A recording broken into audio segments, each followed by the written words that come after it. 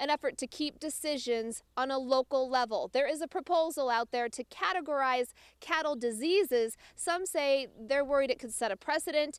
Here's more. A proposal to change regulations on a couple cattle diseases sparks some controversy. The current program is state by state based on the presence of the disease within state borders.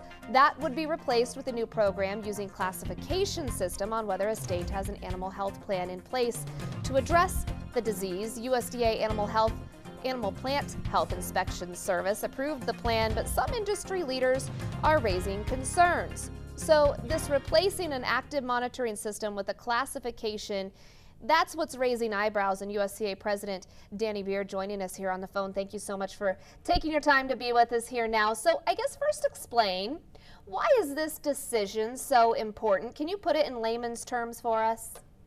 Well, really, in layman's terms, we're just concerned that the rule places too much burden on the states. And so what would you like to see happen here?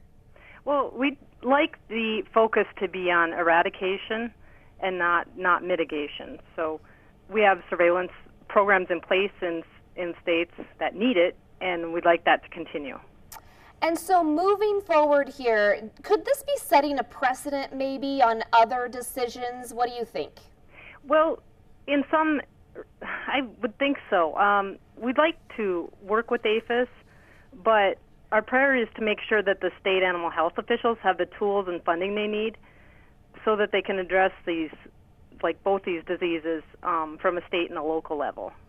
Can you talk a little bit more about these diseases? How prevalent are they in some states? Do you know? You know, they're not prevalent, and that's the way we want to keep it. Mm-hmm.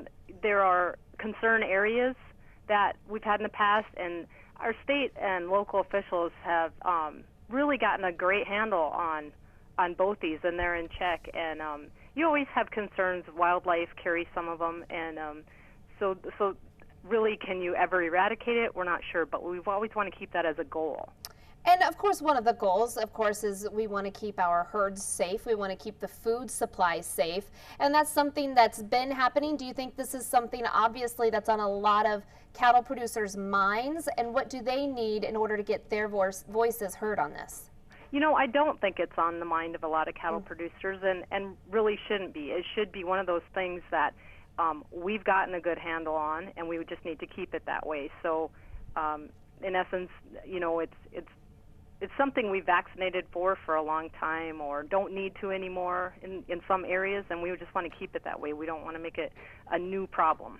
So comments were submitted this week to USDA Animal Plant Health Inspection Service. What's next now? They've already approved this. What's the next step to this? No, they haven't approved this. They will look at those comments that they received this week, and then they'll come out with a final rule, or say, well, we need to take a look at this again and change some things. So just depending on how much input they take is what they'll do. Thank you so much for joining us here. We appreciate your time. And if you do have questions, you want to see this interview again, for instance, all you have to do is go to our website, nebraska.tv. You can click on NTV's Grow. Some rain could be headed your way in the week ahead. We have your Grow forecast coming right up. Don't go anywhere.